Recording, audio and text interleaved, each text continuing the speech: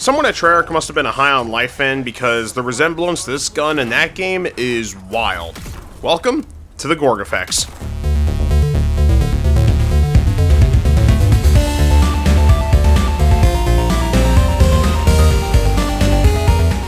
Hello, I'm Mr. L, and today we're going to be taking a look at the Gorgofex in Black Ops 6 Zombies. This is the one review I've been having mixed feelings on going into this review, as the Gorgofex is a really strange wonder weapon appearance-wise, and I don't know what the community consensus is on this wonder weapon. So, how does this wonder weapon fare on Black Ops 6's final map offering? Well, let's get right into it. And away we go! A Reckoning exclusive, the Gorgofex is a biomechanical wonder weapon forged after defeating Zykov. The Gorgofex is a semi-automatic wonder weapon that starts off with a capacity of 12 shots in the mag and 96 shots in reserve. It can be either obtained by getting it from the mystery box for a cost of 950 points, or by getting it for free via a side Easter egg on Reckoning. With a regular shot of the Gorgofex, one shot killing regular zombies up until about round 24. Which is annoying, but it goes to show how long the base version can hold you over. But don't worry, the Gorgofex does have a charge shot. When you hold down the trigger of the Gorgofex, you can use up a charge shot on the undead. When aiming it towards a crowd of zombies, will lift the zombies up in the air and slam them right back down to the floor. But be warned, this is a wonder weapon very good for crowd control, as you can clear crowds out pretty well up until you get past around 20-ish, where the zombies will start to survive the slam attack, and once they land to the ground, they will get back right up and attack you.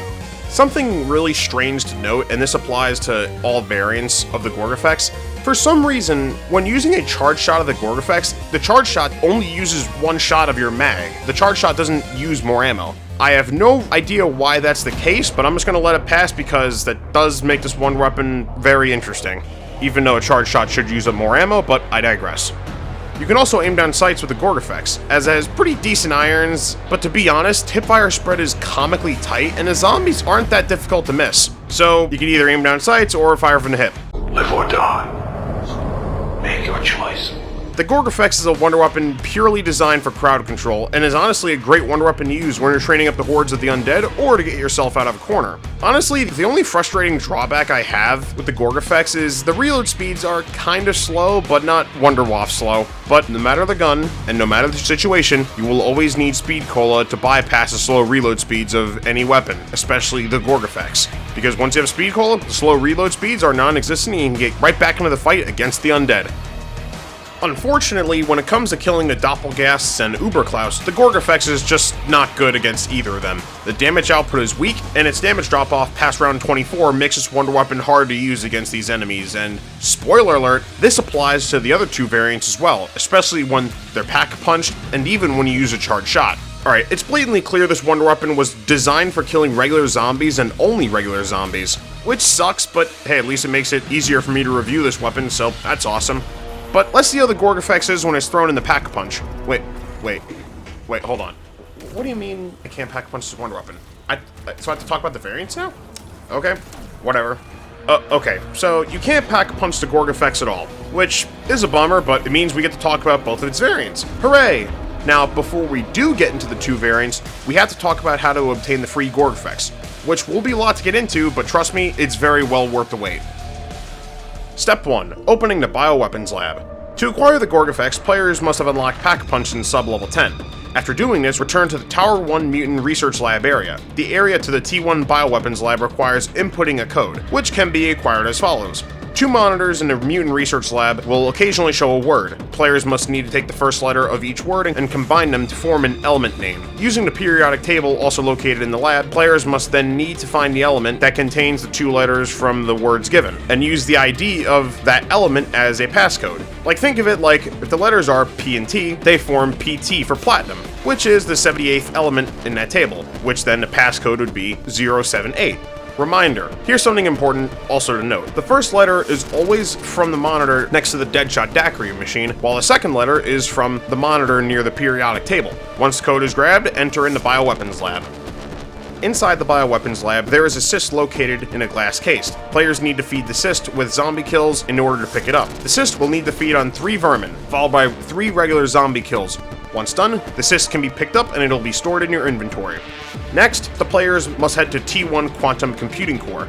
When players get near a certain etheric flora, the cyst will begin the process of draining its health, and players holding the cyst will hold it up in one hand while doing this. And this will stop if you step outside of the flora's range. While doing this, the flora will also react by shooting acid at the players, requiring you, the player, to dodge. This process must be done a total of 3 times total with 3 different flora.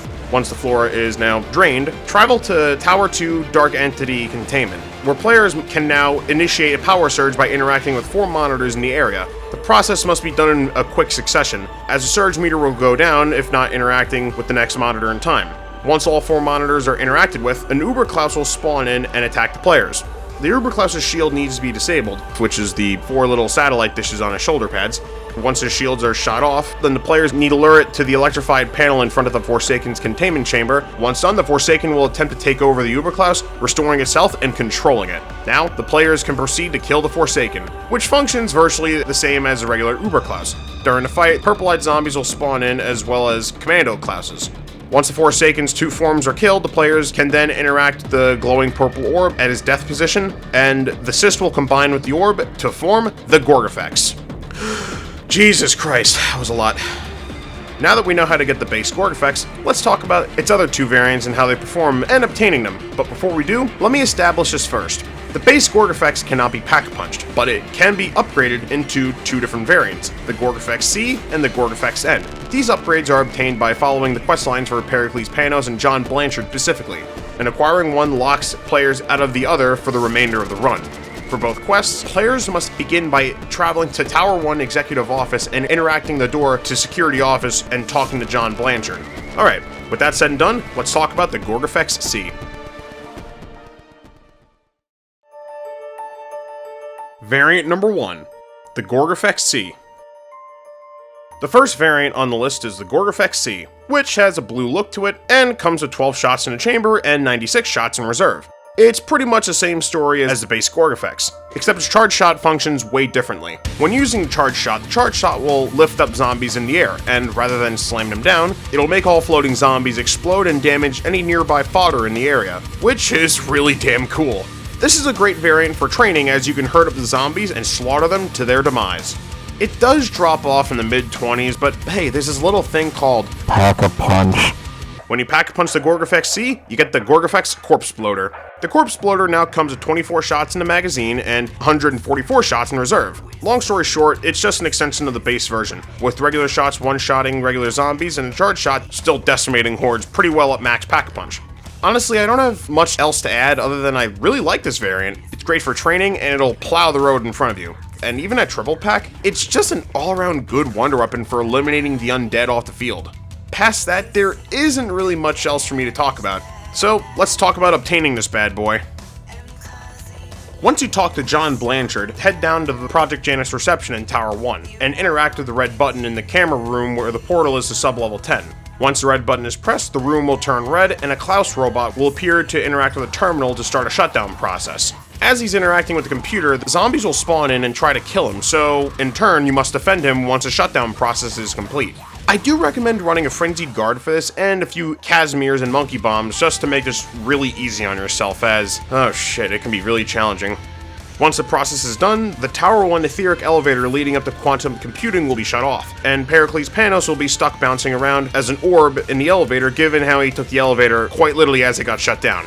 With that, travel to quantum computing via the other route by Mutant Research. Head down to quantum computing from Mutant Research and look down the elevator shaft and you'll see 3 red buttons. Jump down the elevator shaft and interact with all 3 buttons on the way down. If done correctly, the player will be sent back up to quantum computing. Once sent back up, you'll see Panos' orb, split up and infect a bunch of zombies. Zombies with bluish effects will start spawning in, and you need to kill them all with the Gorgofex. Once all the zombies are killed, Pericles Panos will materialize in the room. Once he's materialized in there, walk up to Panos with the Gorgofex, interact with Panos, and watch him get sucked into the Gorgofex, and just like that, you get the Gorgofex C.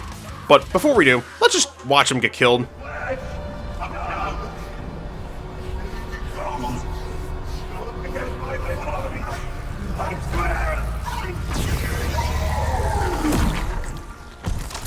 Ah, that's pretty cool. Honestly, really wasn't that bad, and for how simple and fun the Gorgofex C is, this is a good enough quest that's well worth getting. So with the review and guide on the Gorgofex C done, let's talk about the Gorgofex N. shall we?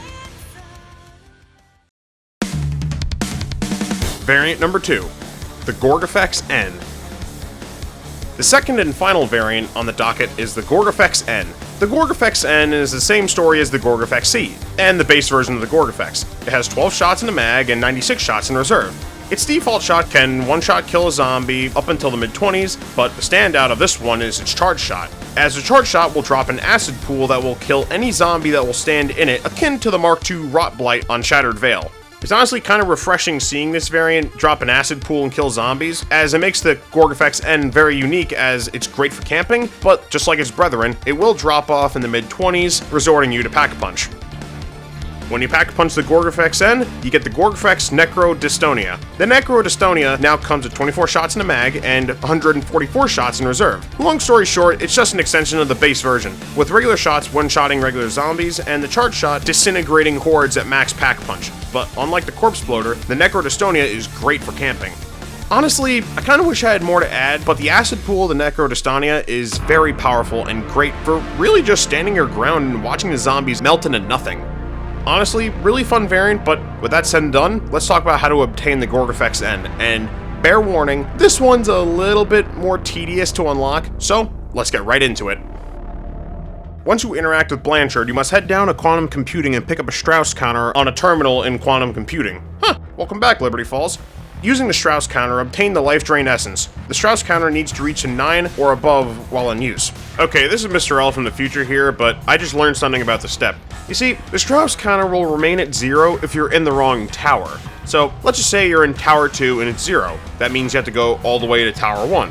If you're in the Project Janus reception and it says low, it means you have to go up on more floors to get an increase in number for the Strauss counter. And when you're on the right floor and it says 8 to 9, you're on the right floor, and all you gotta do is just see what room you have to go in for the Strauss counter to go up to 9. Once it's quite up to 9, you'll find what you have to do, and boom, there you go. Shoot the vial with a charge shot of the base Gorgofex. Then you must find 3 other items: a clean hood in T1 Bioweapons Lab, a PC fan in Dark Entity Containment left of the arsenal, and tubing outside of T1 Quantum Computing Lab. Return to the T1 Executive Office and assemble the Essence Extractor where the player interacted with Blanchard. Place the Life Drain Essence vial on the machine, and this will trigger a lockdown. Bear warning, however, Commando Klauses and regular zombies will start homing in on your position, so be ready to, stand your ground and kill whatever enemies attack you in your path. Shit, I wasn't ready for this part. Once this lockdown's complete, you'll witness the most devastating thing in all zombies, and you'll see Blanchard, in which he'll open up a door and disappear as his life essence is absorbed, which, I gotta say, this really hurts to watch. Just watch his death. It's just sad.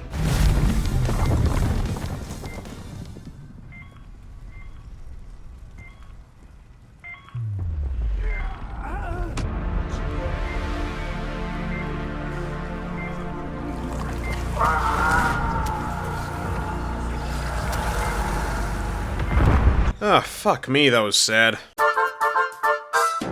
Hey folks, viewer mail time again. Oh, here's one from Sally, age 14.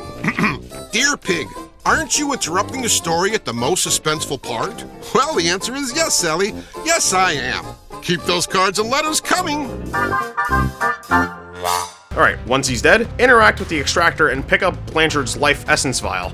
Then quickly return to the T1 Bioweapons Lab and interact with the Gorgofex next to the original Sys location.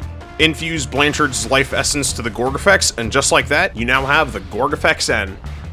This quest was a lot more tedious than the quest for the Gorgofex C, but I'll say this: the quest for the Gorgofex N is still worth it given its killing potential for high rounds. Honestly, just a solid wonder weapon and a decent quest all around. Overall, the base Gorgofex is a solid wonder weapon to use against the undead, given its strengths to eliminate regular zombies without issue, but its drop-off is pretty bad. But once you get one of its 2 upgrade variants, then that's where it really shines. Both the Gorgofex C and the Gorgofex N are a good time all around, and when they're Pack-a-Punch to the fullest, they're just great.